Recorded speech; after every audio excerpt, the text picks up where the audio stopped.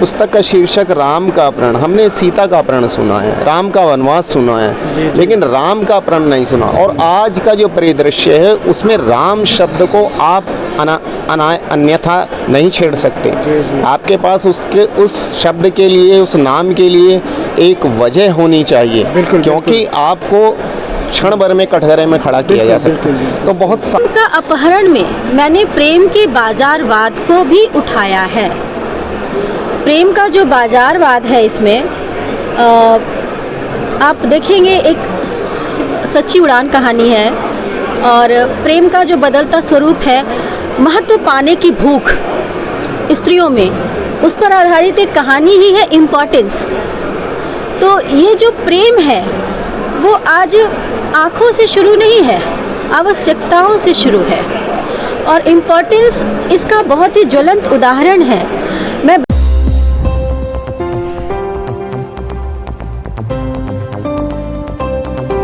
नमस्कार, मैं ओम प्रकाश और आप देख रहे हैं सत्य संवाद। आज हम पहुंच चुके हैं विश्व पुस्तक मेला में, जो दिल्ली में ऑर्गेनाइज किया गया है। वहां पे हम पहुंचे हैं और आप एक स्टॉल देख सकते हैं, और एक किताब है, राम का अपहरण नामक एक किताब है। आप ये देख सकते हैं, इसका ये विमोचन कर रही हैं। इसकी लेखिका हैं डॉक्टर राशि सिन्हा। काफ़ी फेमस किताब है और इसको सुन करके हम लोग आए हुए हैं। आप देख सकते हैं ये मैडम को, इन्होंने ही लिखा है। इस किताब के बारे में थोड़ा सा हम जानने की कोशिश करेंगे, क्या है इसमें, क्या खासियत है। और राम का अपहरण जो ये शीर्षक इन्होंने दिया है, बहुत ही खतरनाक लगा मुझे। मैम, सबसे पहले तो आपको बहुत बहुत शुभकामनाएं जो आपने इस तरह की किताब लिखी। बहुत बहुत धन्यवाद आपका। थोड़ा सा आप बताएंगे इसके बारे में। राम का अपहरण 5 कहानियों का एक संग्रह है, कहानी संग्रह है, जो हमारे शुभदा प्रकाशन से आई है। पाकी प्रकाशन से आप देख ही रहे हैं जी। और इसमें सामाजिक जो आज विद्रुपताएं हैं प्रथाओं के नाम पर, जो सामाजिक चेतना का लोपन हो रहा है, प्रतीकात्मक मूल्यों का हरण हो रहा है, उसको केंद्र में रखकर लिखी गई 5 कहानियां हैं वो। तो ये जैसे राम का अपहरण है, कैसे राम का अपहरण किसने किया, कैसे किया, कहाँ किया, किसने किया, ये सब सारी चीज़ें तो इसमें मेंशन तो हो गई ना। तो थोड़ा सा मैं जानना चाहता हूँ कि इसमें थोड़ी सी आप बताएं इसके बारे में। बहुत बहुत अच्छा प्रश्न है आपका। और राम का अपहरण शीर्षक से लोगों में खलबली तो मच रही है कि राम का अपहरण क्यों। तो सबसे पहले मैंने अपनी बात में भी ये बात कही है कि ये आध्यात्मिक चेतना को केंद्र में लिखकर बुनी कहानी बिल्कुल नहीं है। इसमें जो राम है वो श्री राम नहीं है। श्री राम के जो प्रतीकात्मक मूल्य से गढ़े हुए हमारे युग के राम हैं, जो हर घर में एक संतान, एक पुत्र के रूप में विराजमान है। उन पुत्रों में जो हमारी पारिवारिक चेतना निहित होती है, पेरेंट्स की, माँ की, वो अपने बच्चों में, अपने बेटे में राम आया है, राम का जन्म हुआ है। ठीक है, तो वो राम आप एक ये आयाम है इस पुस्तक का। और दूसरा, जो अपहरण के अंतर्गत में आऊं तो वैयक्तिक चेतना में जो रामत्व की वैयक्तिक चेतना में जो सेंध लगाई जा रही है कुप्रथाओं के माध्यम से और सामाजिक अवचेतन मूल्यों में हो रहे ह्रास के माध्यम से, वो रामत्व को मैंने राम का अपहरण में डाला है कि हमारे समाज से राम और राम के प्रतीकात्मक मूल्यों का अपहरण हो रहा है। ये दूसरा आयाम है। और जो बिल्कुल जो स्थानीय आयाम इसमें है, जो स्थानीय आयाम को मैंने वैश्विक आयाम का रूप देने की कोशिश की है राम का अपहरण से, वो एक कुप्रथा को केंद्र में रखकर लिखी गई कहानी है राम का अपहरण। हमारे बिहार में एक पकड़ुआ विवाह बहुत ही प्रचलित है। पकड़ुआ विवाह आजकल जो चल रहा है उसका जिक्र कर रही है क्या आप? ये बहुत पहले से चल रहा है हमारे बिहार में। अब थोड़ी सी इसकी में थोड़ी स्थिति सुधार है, थोड़ी स्थिति में, लेकिन फिर भी नहीं सुधरी हुई है स्थिति। मैं थोड़ा सा जानना चाहूँगा, पकड़ुआ विवाह क्या होता है? बिल्कुल, पब्लिक भी जानना चाहती है। मैं चाहती हूँ इस मुद्दे पे बात हो, क्योंकि तभी ये पुस्तक अपना जो उद्देश्य है वो पूर्ण कर पाएगी। पकड़ुआ विवाह वो ऐसे है कि हमारे बिहार में बेगूसराय, मुंगेर, बिहार, नवादा, नालंदा, ये सब जगहों पे जो दबंगई प्रवृत्ति की जो फैमिली होती है, वो अपनी बेटियों के लिए या तो उनको दहेज बचाना होता है, या उनको एक कम योग्य वाली अल्प योग्य लड़कियों के लिए बहुत सुयोग्य वर चाहिए होता है। या फिर बहुत, वो ऐसा नहीं कि छोटे घर से आते खाते पीते परिवार से, धनाढ़ी फैमिली के भी जो दबंगई लोग होते हैं, वो अच्छे घरों के बच्चों को चुरा लेते हैं बेटों को, राम को, ये राम यहाँ पे ऐसे हैं शादी करने के लिए। जी, वो राम को इसमें ये भी इसको मैंने ब्लाइंड मैरिज का नाम दिया है। मतलब उस परिप्रेक्ष्य में आप देख रही हैं राम को? उस परिप्रेक्ष्य में ही मैंने राम को देखा है। जी। और उस परिप्रेक्ष्य में राम का जो हरण हो रहा है वो रामत्व के हरण के माध्यम से हो रहा है। वो रामत्व का हरण आजकल के दबंगई रावणों के बीच में भी है और दबंगई रामों के बीच में भी है जी।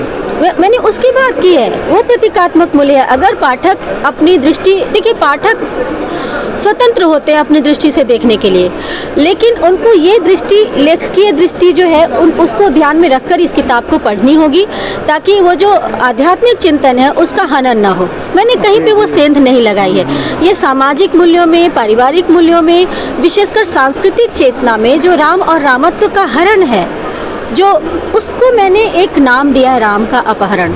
वो शीर्षक विशेष की बात करूँ तो, लेकिन इसमें निहित जो 5 कहानियाँ हैं, श्राप का दंश, हामी, इम्पोर्टेंस और सच्ची उड़ान, इन 5 में आप रामत्व का हरण जो है समाज में वो देख पाएंगे। आप किसी भी किताब का शीर्षक ऐसे ही उठाकर नहीं रख सकते। एक लेखक अपने शीर्षक को लेकर बहुत सेंसिटिव होता है ना सर? वो बहुत सेंसिटिव होता है कि उसने राम का अपहरण, क्योंकि आप छेड़ रहे हैं, आप आध्यात्मिक चेतना को छेड़ रहे हैं, संदेश ऐसा ही जा रहा है। लेकिन मैं अपने इस शीर्षक को लेकर बहुत स्थित प्रज्ञ हूँ। अगर इस शीर्षक की आलोचना होती है तो मैं उसका स्वागत करती हूँ, और एक विनम्र निवेदन है कि पहले पढ़िए कि यहाँ पे राम और रामत्व का मेटाफर क्या है, किस सेंस में इस मेटाफर का मैंने प्रयोग किया है। ये बात है राम का अपहरण। जी, बहुत ही ना चाहते हैं जो इस प्रकाशन के मालिक हैं, ऑनर हैं। तो सर थोड़ा सा इस बुक के बारे में और मैडम के बारे में स्पेशली थोड़ा सा बताइए। डॉक्टर राशि सिन्हा को मैंने इनकी किताबें आई हैं, लेकिन हमारे यहाँ से प्रकाशन से इनकी पहली किताब है जी। हमारे 2 प्रकाशन हैं, शुभदा बुक्स और पाखी प्रकाशन जी। शुभदा थोड़ा पुराना है, लेकिन नए ज़माने की नई चीज़ों को प्रकाशित करने के लिए हमने पाखी प्रकाशन शुरू किया है। ठीक है, ये दोनों को कंसर्न है। और राम का प्रण का पांडुलिपि मुझे मिली और मैंने इसको पढ़ी, इनकी 5 कहानियाँ पढ़ी, तो मैं इनकी लेखन क्षमता से बहुत प्रभावित हुआ। क्योंकि आजकल इनकी वाक्पटुता इतनी सुंदर है, मैंने अभी देखा, बहुत ही अच्छा है। बहुत राशि जी बौद्धिक प्रतिभा की धनी है और रचनात्मकता की धनी है, लेखन क्षमता की धनी है, क्योंकि लेखन किसी को विरासत में नहीं मिलता, ये एक गॉड गिफ्ट होता है और इसको डेवलप भी किया जाता है। तो राशि सिन्हा बहुत बौद्धिक तरीके से अपनी बात रखती हैं और इनकी कहानियाँ थोड़ी लंबी होती हैं और संवादों के माध्यम से आगे बढ़ती हैं। उसमें एक चेतना बराबर बनी रहती है, पाठक उत्सुक होता है कि आगे क्या होगा, आगे क्या होगा, सस्पेंस जी। और जैसे कि पुस्तक का शीर्षक राम का अपहरण, हमने सीता का अपहरण सुना है, राम का वनवास सुना है, लेकिन राम का अपहरण नहीं सुना। और आज का जो परिदृश्य है उसमें राम शब्द को आप अन्यथा नहीं छेड़ सकते। आपके पास उस शब्द के लिए, उस नाम के लिए एक वजह होनी चाहिए, क्योंकि आपको क्षण भर में कटघरे में खड़ा किया जा सकता है। तो बहुत साहस का काम किया है उन्होंने, ये राम का अपहरण शीर्षक रख के, और ये उत्सुकता जमाता। अभी मैं राम का अपहरण के बारे में, आप पकड़वा शादी के बारे में पूछ रहे थे, मेरी एक और राइटर हैं मौसमी चंद्रा जी, पटना बिहार से ही हूँ। तो मैंने उनको बताया कि उन्होंने कहा उमेश जी ये किताब आ रही है तो इसमें क्या है, मैंने कहा इसमें वो पकड़वा शादी के बारे में। तो उन्होंने एक अपना घटना सुनाई। उनके एक रिलेटिव हैं जो बैंक में वहाँ काम करते थे। चूँकि योग्य दामाद को खोजने के लिए वो लोग प्रयत्न नहीं करते, लड़की विवाह योग्य लड़की है, उसमें के अंदर क्या प्रतिभा है क्या नहीं है, एक तरह का ज़बरदस्ती का बेमेल विवाह वो कर देते हैं वहाँ के दबंग लोग। तो उन्होंने कहा कि उनका ऐसा ही किया, उनको पकड़ के अपहरण कर लिया और उनकी शादी कर दी, और उससे कर दी लड़की से जो उनके साथ संगत बनती ही नहीं थी। आक्रोश में उन्होंने क्या किया कि मुझे इन्होंने योग्य समझा क्योंकि मेरी सरकारी नौकरी है। उस अपने ऊपर हुए उस अन्याय का बदला लेने के लिए उसने वो सरकारी नौकरी छोड़ दी। बताइए, इतना आक्रोश था कि ठीक है, आज के बाद मैं भी परेशान रहूँगा।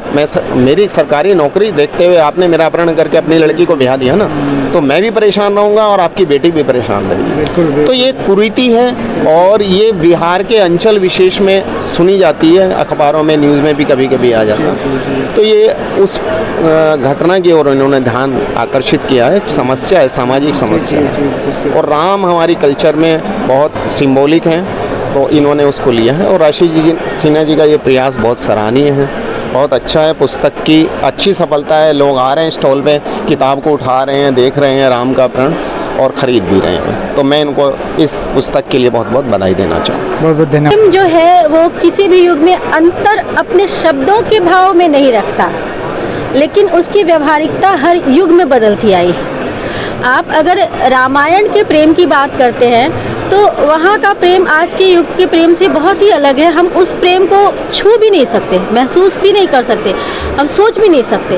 हम उसको पढ़कर अलौकिक जो उस युग की बातें थी, हम वहाँ तक मतलब वहाँ तक जाने की कोशिश करने की भी कोशिश नहीं कर सकते, ये मेरा मानना है। लेकिन प्रेम, उसकी धारा तो बहती ही है।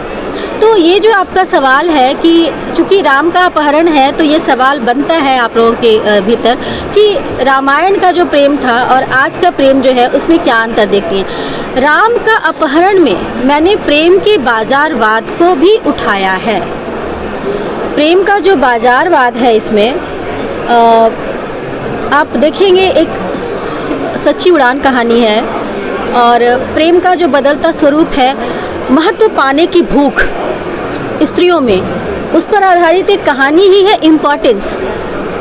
तो ये जो प्रेम है वो आज आँखों से शुरू नहीं है, आवश्यकताओं से शुरू है, और इम्पोर्टेंस इसका बहुत ही ज्वलंत उदाहरण है।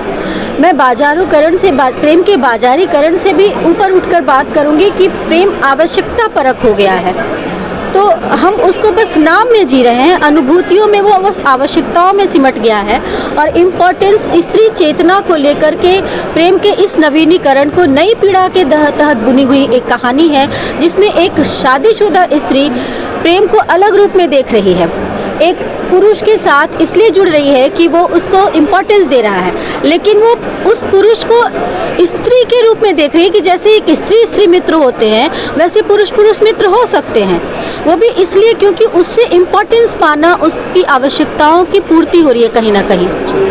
लेकिन वो पुरुष तो उससे दैहिक आवश्यकता से जुड़ा है। वो कहता है कि तुम बियॉन्ड लिमिट आओ तो ये स्थिर रह सकती है मित्रता, नहीं तो नहीं हो पाएगा। तुम मेरे इमोशन को समझने की कोशिश करो।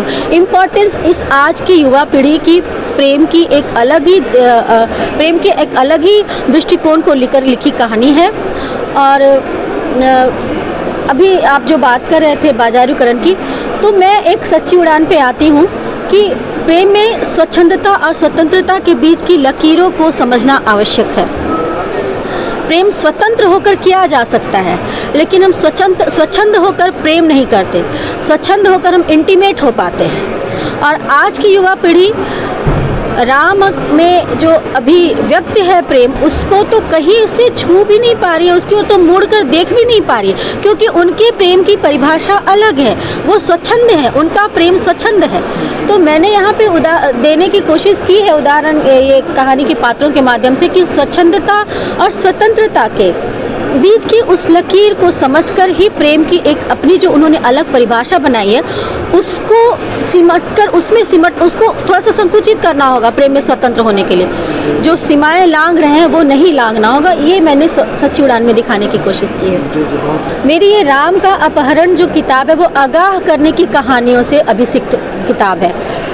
मैंने राम का अपहरण में, अभी सर ने बहुत अच्छी बात कही कि राम को कोई यूं ही नहीं छेड़ेगा, लेकिन राम के साथ हर लोग जीना चाहते हैं। हम अपनी सांस्कृतिक चेतना और सामाजिक चेतना में की जब बात करें तो हम वो सारी चेतनाएं पारिवारिक चेतना से हम प्राप्त करते हैं, और हर परिवार के हर कण में, परिवार के हर संस्कारों में राम बुने हुए हैं। तो ये जो राम का अपहरण की प्रेरणा है वो पकड़ुआ विवाह की जो कुप्रथा है पहली तो वहाँ से आई। वो जो शीर्षक विशेष है राम का अपहरण की प्रेरणा तो वहाँ से है कि अब लिखना होगा, कि ये राम का ही अपहरण है। तुम अपने जो सुयोग्य वर की तलाश करो कि राम के जैसे वर चाहिए, एक राम जैसे पुत्र को उठाकर ले जा रहे हो, तुम राम का अपहरण समाज से इस रूप में प्रतीकात्मक मूल्यों के तौर पे कर रहे हो। तो ये प्रेरणा समाज की उसी कुप्रथा से आई। जी बहुत अच्छा।